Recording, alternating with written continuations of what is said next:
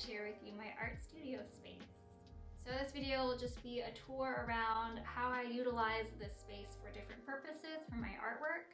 Things such as how I store all the materials for my packaging and shipping, what things I keep in the room to keep me focused and inspired, how I utilize my desk, and then also how I've set up my painting area and my easel area for when I am oil painting or gouache painting. So let's go ahead and jump into it.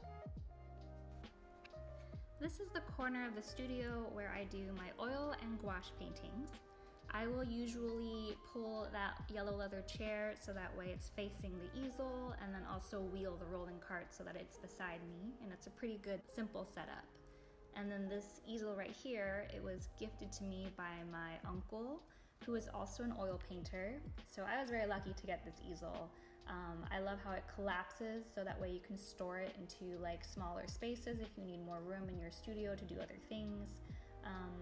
It's just an easel that can grow with you, and you can do a lot of different projects because of how adjustable that size is to accommodate different canvas sizes.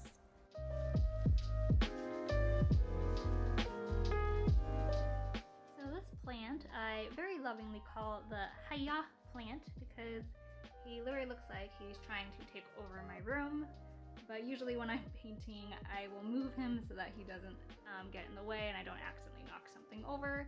But I just love having him in the space, and I've tried to keep him in the corner of my room, but he literally is so expansive that he kind of needs to be in the center of the room because he just loves that attention.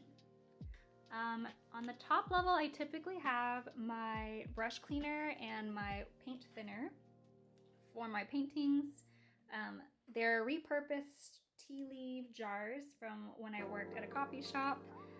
So that's why it says these little green tea and black tea labels on there. But I've labeled this one BC for brush cleaner and this one for paint thinner, so that way I can always keep track of how to wash all the jars and what to refill it with. And that's what I usually use when I am oil painting. And everything on this side here is just a bunch of glasses that I've collected either from thrift shops or different stores that I like to use as reference for when I'm oil painting different pieces of glass. Moving on to the second tier for the rolling cart, this is where I keep all of my paints. I use a mixture of like different brands. I really like the Gamblin oil paints, and I also like Winsor Newton. So I just keep them all in here in the cardboard box so that way I don't accidentally stain anything. And then I also keep a lavender brush cleaner. It's a non-toxic brand, which I really love. I've been using this pretty often and pretty recently. Here I also have like a little tool that I bought in the Target like $3, $1 aisle, and that's just so that I can clean all my brushes really well later on when I'm done with my painting.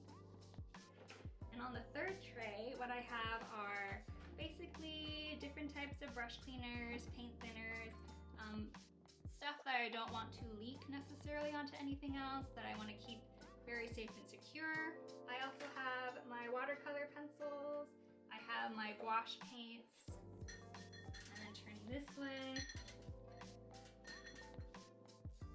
I also have different pocket guides for color mixing, things to store all my gouache paints in. And I really love to use this tray and just empty out whatever is contained in here for when I am painting something.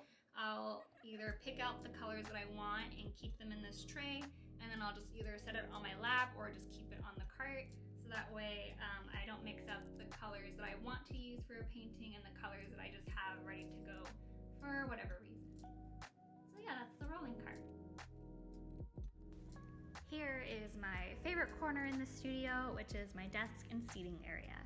I got these gorgeous tufted leather chairs at an SPCA thrift shop back when I did my undergrad at UC Davis. And for whatever reason, they were being sold for like $8 a chair. So I remember like biking home as quickly as I can, getting into my car, which was like this little 4-door at the time, and like I could only buy 2 of the chairs. I think there was a set of 4 because I could only fit 2 in my car. But I love those chairs. They go with me everywhere. And then here is this little mirror I got from IKEA. It just gives me these kind of like 70s mid-century mod vibes with that hunter green and like the rounded arches. And then below it are just different framed pieces that I keep. I'll sometimes switch out the artwork that I put in there because I'm usually using these frames for like framing different photographs for Etsy for my art prints. But yeah, can we just give some love to these chairs because I just think they're so adorable and timeless, and I don't think I would ever part with them. They are my favorites.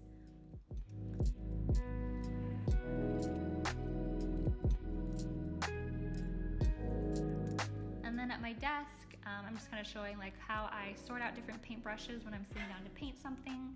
I will have all the paintbrushes stored in that red train, and then when I sit down to paint something, I will pull all the brushes that I want into that little green tin. I also love to keep like a notebook, one at my nightstand, one downstairs in the kitchen, and then one in my studio. That way I can jot down different ideas that pop up randomly for myself.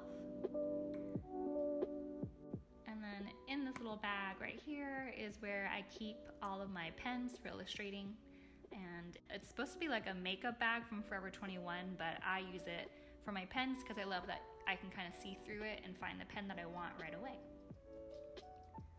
And then below in this desk, which I also got at the SPCA, it's an old school, like traditional school desk. I just keep different pins and documents and receipts for myself to keep track of all of my art expenses.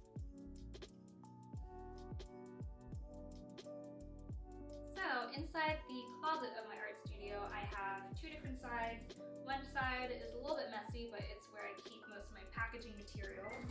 So anytime that I purchase or collect bubble wrap, or trying to shift more towards like more eco-friendly wrapping, I just save all of that and I keep it here.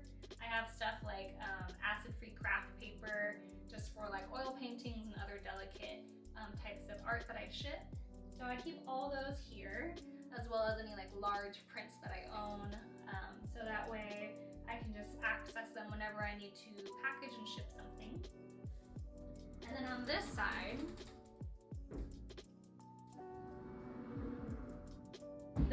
is more like where I keep sketchbooks, where I keep little art prints for when I have like tabling events or art events or just selling prints on my Etsy. And then also some more packaging, some like straight edge cutters, and then also like my high resolution scanner. So I'll be going over this in a little bit more detail. So I got this shelf at IKEA. It was super easy to set up and it's extremely lightweight. So it's nice to just use as like a storage rack for all of my prints and my sketchbooks. The top shelf has different size sketchbooks that I pull out for when I have different commissions or different projects. I also have like little sheets that I put in my prints to just explain like what my artwork is to whoever is buying that print. I also have some original gouache paintings that I just keep somewhere that is away from the sunlight. And then also various prints that I have printed, ready to go for either like an art show or for my Etsy store. And then below on the second shelf, I have different packing materials. I have my straight edge cutter for resizing anything. I also have some do not bend stickers that I got on Amazon, with little cellophane wraps for different size prints that I have. And then also just various types of tissue paper, so that way when I'm packaging up something it can look really nice and cute and professional. And then lastly, the third shelf. This shelf has like larger size cellophane wrappers, and then also my high resolution scanner. And this one is what I use to make really good quality scans of like any traditional art pieces that I've done. So like a watercolor or a gouache painting that I want to have a digital copy of, I will just plug in my scanner and then scan it up so that way I have a digital copy of it. Something very useful to have if you're an artist and you want to document your pieces.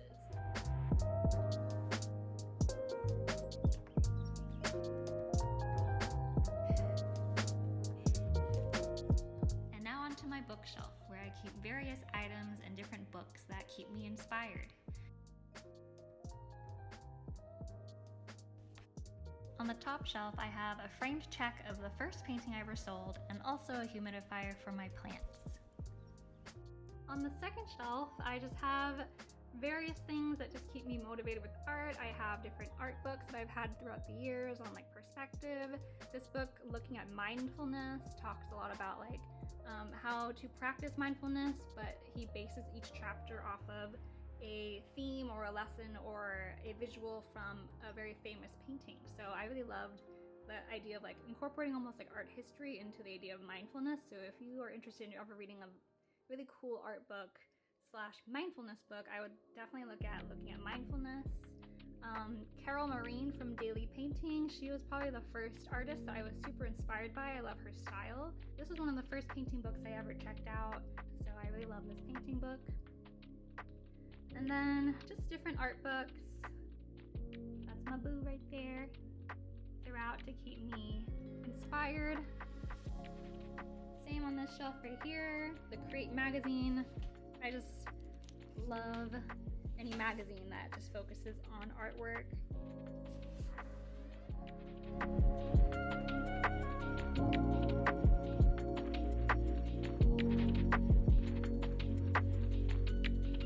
So that was my art studio tour of 2020.